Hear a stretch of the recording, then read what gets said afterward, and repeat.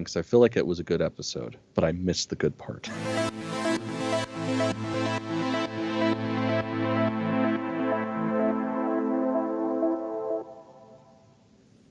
Welcome to Evilive, the live media commentary show that answers the question, can you break out someone who can just walk out? Subscribe to the channel because today we're reviewing Season 3, Episode 8 of FX's Reservation Dogs titled Send It. And the answer is yes, but you have to explain to them, hey, can you pretend like we're breaking you out so we look cool? And, yeah, they'll do it Initial sometime. thoughts? What do you think? Man, fuck, this was a good episode. I honestly thought it was the finale. Yeah. Because it felt like a finale episode. So afterwards, I'm like almost in tears. And then it's like, wait, I should look this shit up. And no, we got 2 more episodes. So did you know it was Maximilian that they were going to be breaking out? Yeah. Oh, really? Yeah. I didn't know. You didn't know? No well, 2 episodes ago, man, the whole 70s show one. Yeah, no, I remember all of that. I don't remember, for some reason in my head, I did not remember that they were related, and that was, first of all, I didn't know they knew where he was. Like, there was no indication on the show that they knew that Max was in that particular hospital, in that particular place. And especially the way that Max presented the knowledge to Bear, I really didn't think anyone had a fucking clue. And so when they did stumble across it, I was like, oh, they knew. Yeah, I wasn't too surprised. I mean, like, okay, for instance, I got friends out there that I'll probably never talk to again. Like, shit just kind of ended in a weird way. I still keep tabs on them, and occasionally, like, I want to be there if something happens, like a close family member dies or like they die, I'm going to go to the funeral. I'm not going to talk about it ever. So I get it. Yeah, this episode really sort of hit the feels, especially when it was Willie Jack was having that confrontation with Maximilian at the very end, where she was like, you elders, you have a lot of knowledge to give us. I'm sort of doing a synopsis here, fucking free riffing on it, but she was like, but we young people also have something to say. We like understand things that maybe you don't understand. This is bullshit. Like just her entreaty to him to change his mind and come with them. I really believed in the moment, and I thought it was a beautiful statement because like I'm pushing closer and closer to 50 every year, and I'm sort of at that sort of turning point where I'm like, kids are fucking stupid. They don't know shit about shit. But the truth is I'm just a dude set in my ways, and maybe kids actually have something to fucking teach me, and I have to be open to that opportunity, as a human being. And this show actually kind of makes me think, well, maybe I should stop and listen a little bit more before I dismiss things.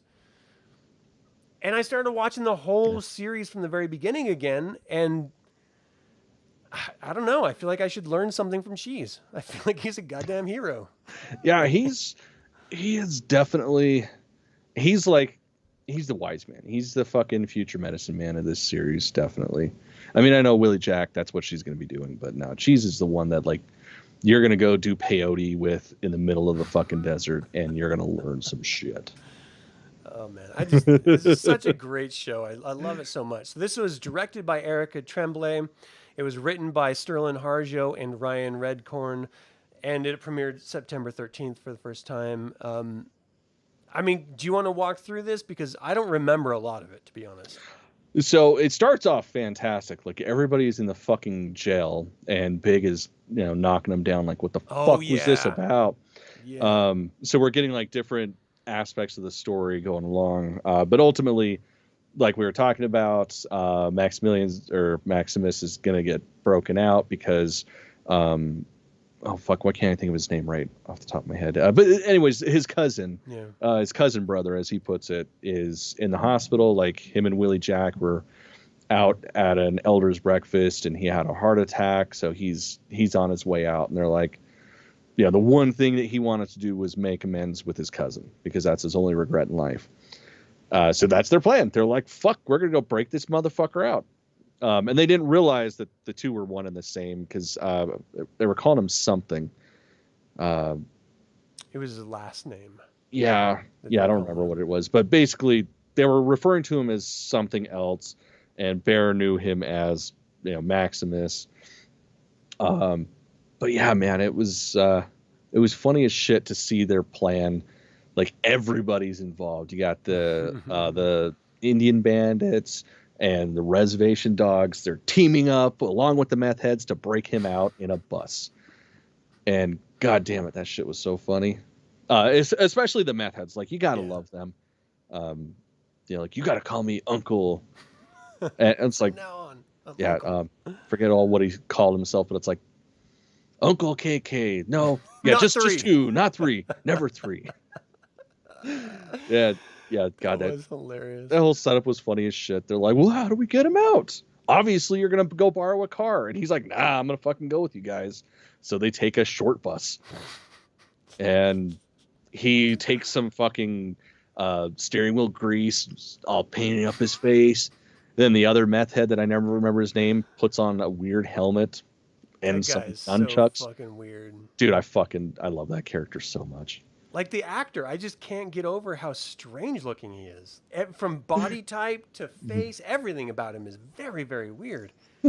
It's almost like he's wearing prosthetics, but that's his actual body. Yeah. It's weird. I hear that a lot. Just so strange. But yeah, just seeing them all get on the bus together and go to break this dude out. It was like this huge setup, like, oh, they're going to, it's like Ocean's 11 or something. Yeah, I was going to say, it was straight up an Ocean's 11 episode. Like, down to like the hand-drawn map, and everybody has a fucking and the job. map's in the wrong fucking place. Right. Everyone's like, that's an amazing map. He's like, well, I just went online and I looked at this place, and they're like, but that's not this place. Yeah, that's like, the best part. Is Bear's all fucking talking him up on the map, and then they're like, wait, Williamsburg, this is, or what, I don't remember the name, but it's like, this is a different place. It's like, they're all the same. It's cool. And yeah, fucking White Steve and Bone Thug Dog, or whatever the fuck his name is. Fucking White Steve, man. Oh, dude, that kid, I fucking hated him. Really? At the beginning of the show, I fucking hated him, but man, he is growing on me. That kid is hilarious. I think he's funny as shit. I just feel like there's people like that out there. There are people like that out there. I feel kind of bad for him, but also I'm just glad he's in the show because he's funny. Yeah. So I love that they're like going up as if they're like the Blues Brothers or something. Like, we need to have a tour of this. Yeah, place. we were gonna get a tour by management. He's like, because we're writing an article.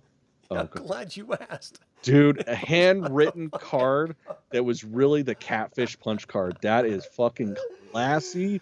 It was hilarious. And I know some motherfuckers, and I kind of want to make business cards like that. Oh, god damn, that was hilarious. I just loved it so much. And she's just like incredulous, like, all right, how do I get these fucking kids out of here? Look at that, fuck it, I can give you a tour. Let's just do this really quick. Come on, kids. And then, everyone else is, or actually it's just Willie Jack and Bear breaking in to look for who ultimately is Max. Mm-hmm. And they find him in his room, and he's just like, what are you doing? Like, I can leave whenever I want, but I don't want to. Like, fuck that dude. Like, I just need to be on my meds and get normal, then I can leave normally again. Mm-hmm.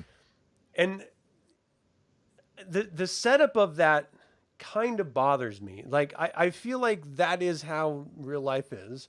Mm-hmm.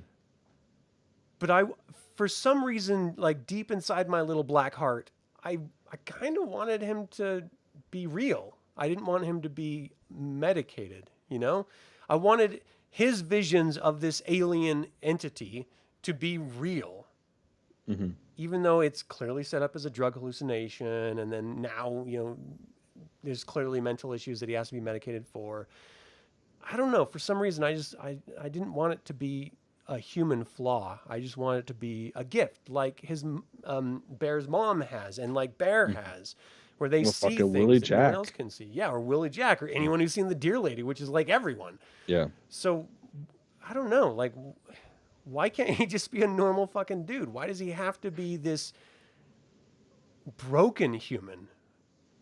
Are they trying to tell like a moral story about drugs? I guess I don't understand. I don't feel like it's that shallow.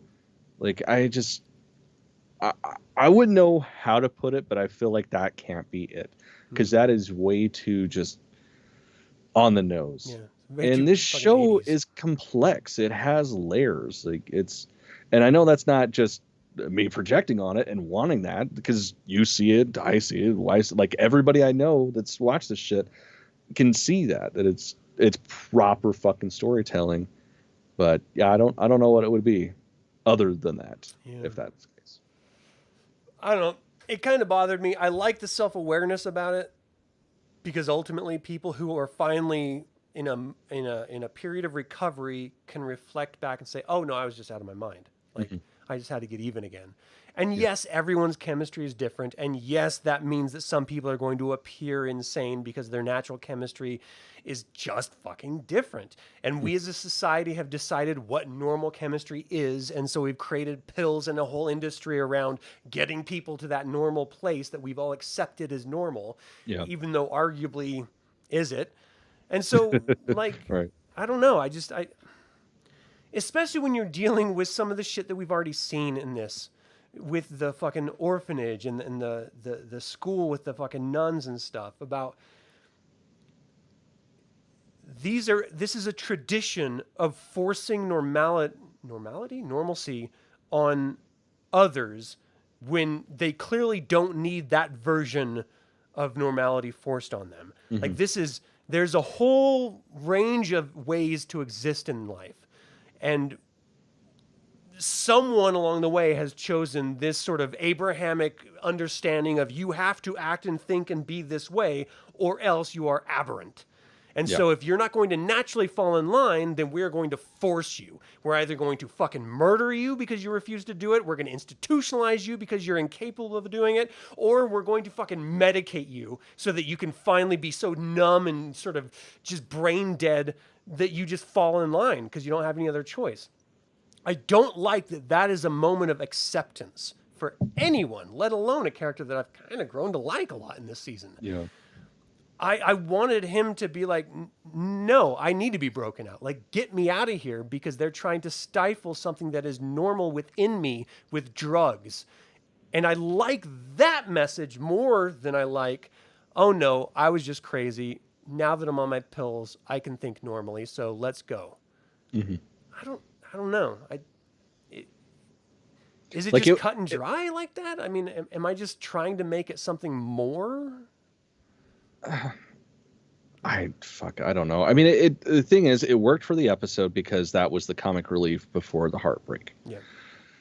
But it is also like, I mean, we got what, 2.5 episodes of his alien experience, and like how it was fucking real to him, and for it to be, I don't know, I guess it's almost a statement on what medication does to people, how it just kind of breaks them down and makes them one of the herd. Because it's like there was so much conviction in him that this is fucking real, and clearly he'd been institutionalized for so fucking long that, you know, it had to still be real to him. So I don't know. I don't know. And the truth is like the longer you stay in a state of brainwashing, the more first you're trying to pretend like you think that way so that you can get out of that situation.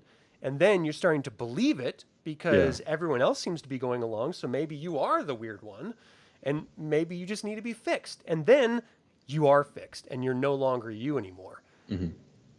That's more terrifying to me than seeing aliens and not being believed.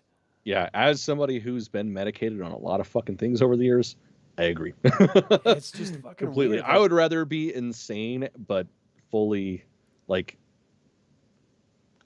you know, I have full use of my mind, whether it works or not. But to have something just kind of shut everything down, no, it's fucking miserable existence. I mean, if it works for you, then awesome. No judgment, but fuck that.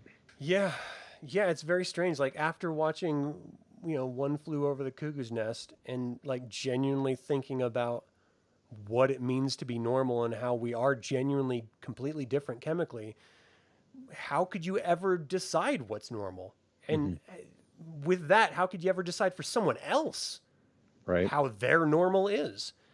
And how would you ever know which pills to put them on in order to make them your version of normal? Like, the whole thing just blows my goddamn mind. And it flies in the face of everything that we are as a species, which is this vibrant, incredibly chaotic, sort of magnificent wonder of chaos. Like you don't know what everyone's like. And that's kind of the majesty of the human experience, is that we are so different and we are so completely individualized, so much down to just our physicalities and the way that we think and act and believe. And like, yeah, we're all human, but other than just being human, we are so very different for so many very amazing reasons. Yeah. Why would anyone ever want to stifle that? I don't know. It's sort of, I get if it's like a self-harm thing, but barring that, it's just a brainwashing. Yeah, man, exercise. He just liked to take pictures at night and grow eggplants. Like, fuck. That's magical. I want that fucking life. Shit. But it did set up this really great moment between Willie Jack and him, which I loved. And then he did internalize what she said, and he was like, I'll go. I get it. I need to make amends. And really, I think that is probably the most important message that we're getting from all of this. You know, we see it from the main Reservation Dog crew throughout this entire thing. Everyone is sort of coming to terms with who they are, where they come from, and how they're going to then move forward in a productive way in life. Yeah. You know, it's the whole teenage trope of growing up. But we're also seeing it reflected through their parents, and now through their parents' parents. Yeah. And I just think it's a beautiful thing to acknowledge that no matter how old you are, you never stop the process of learning and understanding and unraveling the complexities of who you are as an individual and how you perceive the world around you, because it's never black and white and it's never simple. And you can't just say, I'm going to follow along with everyone else and everything's going to be okay, because that's not life. I love that this show at least the way I'm internalizing it, or interpreting it, I should say, I love that this show presents a completely different face of saying, no, everyone is going through a way different, we're all in the same place going through way different experiences. Yeah. But we can inform each other about how we get on the other side of those experiences. And together we can end up with a richer sense of ourselves and our individual communities that we decide to have around us. And I don't want this show to end. I know, man. It's going to be a rough one. Yeah, it is. God, because even if it's like a party as the last episode and everyone's just having a great time, it's like all the Ewoks are dancing and we see all the Force ghosts having a smile, I'm still going to be openly weeping because it's over. Yeah, probably. I kind of hope they go that route. It's like, just a party. Instead of the Ewoks, it'll be Mikey and Bones fucking just dancing somewhere. We see Cookie in the distance. Fuck yeah. Geez. Yeah, and we actually got a I started watching the whole series over again. And like that first episode drops the Deer Lady, it drops Cookie. Like there's so many seeds that are planted early on that are just now bearing fruit. Like this is a show that you can watch over and over again and discover new little tidbits about it. Yeah. It's so fucking good. Yeah, I mean, I the only thing that's been disappointing so far is we still don't have any sort of closure to Big's supernatural problem with like the fish heads and shit. I'm still waiting to see what happens with all that. I have no idea what you're talking about. I thought you said you were starting it over. I did. The fish heads? Yeah, man. It's like the end of one of the first episodes in the first season. Like the mid-credit scene, he's out in the middle of a field and there's like catfish heads everywhere. So he starts picking them up and then he goes to get in his car and he fucking locked his keys in his car. I missed that entirely. That was a mid-credit scene? Fuck yeah. Oh, dude, I gotta watch these again now. Yeah, and that's the first season. I think it's one of the first episodes. Actually, I'm pretty sure it's either the first or the second episode, because I remember it's the one where they're slinging the flamers like out of the front yard, and he confronts him about it. Okay, see, I didn't watch. I skipped over to the second episode from that, and I watched the mid-credit scene from that one, which I thought was great. But yeah, when he was like measuring the footprint with cheese, he was like, "What does that look like to you?" He's like, "I don't know." He's like, "Looks like Bigfoot." He's like, "Nah, that's not a footprint." Like, no, that's not what I'm seeing. It's just so good. All right. So ultimately, I keep saying Maximus or something, and I just watched Inglourious Bastards, and that's like a child's name in that. So I think that's why. But Maximilian, is that it? Or is it Maximus? I thought it was Maximus. All right, so it's Maximilian I was trying to mess up. Anyway, Max, whatever, goes to his cousin brother, and they sort of have their moments. I hope he doesn't die, but I get it if he does. Oh man, he's checking out. I guarantee that's kind of the next episode's going to start where it's his funeral or something. Oof. Some heavy shit to lead with. But I love that we're getting generational experiences in this one little place, and it's all about friendship, and it's all about family, and it's all about interconnectedness. No one's ever done that before, at least not that I've ever seen or know about. This is like the realest fucking show that I've ever seen. Like real conversations, real hopes and dreams and problems. And like this episode, I mean, I can't say this episode especially because this is every fucking episode, but like the dialogue on the bus, just, man, that shit, like, I'll fucking be this sappy guy right now. I had the hardest fucking time not texting you at like 11 at night whenever we're watching it. And when Elora and Willie Jack are like, I'll fucking be there by your side. I was like, I'm texting Adam right now. I'll be there by your side, motherfucker. And then it's like, oh shit, it's late. I'm not going to text him this late. It was so beautiful. It was, and man. And then they're like hugging. Oh, cry. Dude. Oh, yeah. It's so good. Yeah. I mean, don't try to sleep. You fucking nah. What? It's only like what, 3 a.m. or something. All right, you get some. Have a good one. Yeah. Horrific podcast. You should definitely watch this if you haven't. Yeah, There's not an episode go by where I don't get misty-eyed, if not outright have tears coming down off my face.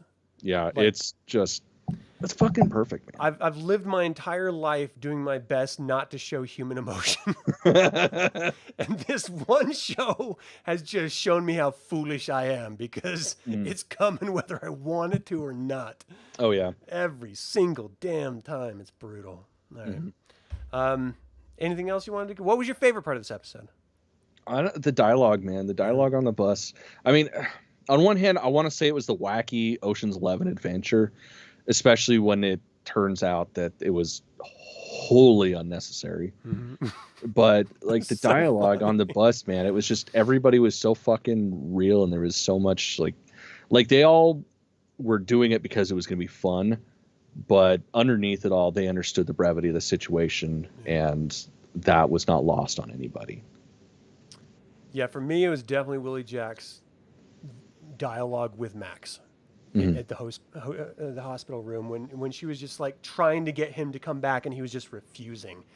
I thought that was such a brilliant moment of writing and just acting, and for me to reflect and internalize what she was saying as if she was speaking to me actually gave me a moment of pause and like, I need to stop being the douchebag that I am and start actually listening more, because I feel like my kids have continuously tried to say things to me, and I have just for some reason shut them out because I feel like I'm the adult, I should know better. And the reality is I have so many fucking hang-ups. I'm surprised I'm not a goddamn wreck. Like, you know, just like, I mean, arguably I am, but like, I feel like I could learn a lot if I just shut my fucking trap and just listened a little bit more. And this made me realize that. And for that alone, it's worth the price of admission. I mean, it's fucking beautiful. All right. Did you have a least favorite part? No. Well, I mean, the end was it was a heart tugger, but I didn't hate it. Yeah. It just hurt. Because it's like, I've been there, man. I've been there, and that's a shit position to be in. Yeah. Even the pain, I love it out of this show. It's earned.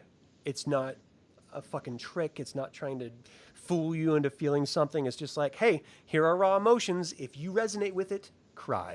Like, just let it happen. It's giving us the license to feel. Yes. It's like, no, man, you're in a safe place. Just do it. Everyone else is too. I'm about to throw out my pronouns and everything. This is fucking real, people. All right. Well, that's it. Anything else you wanted to cover? Nah, man, we got it. Thank you guys so much for tuning in. If you're not watching this show, do yourself a fucking favor. Like, for real. Check this out. Reservation Dogs is goddamn amazing. If for no other reason than just the opportunity for a group of people who have never really had a voice like in this format before to really showcase how goddamn powerful that voice can be, and then to open it up to other communities who have never had a voice and give them an opportunity to say, wait a second, if they can do it, what do I have to say?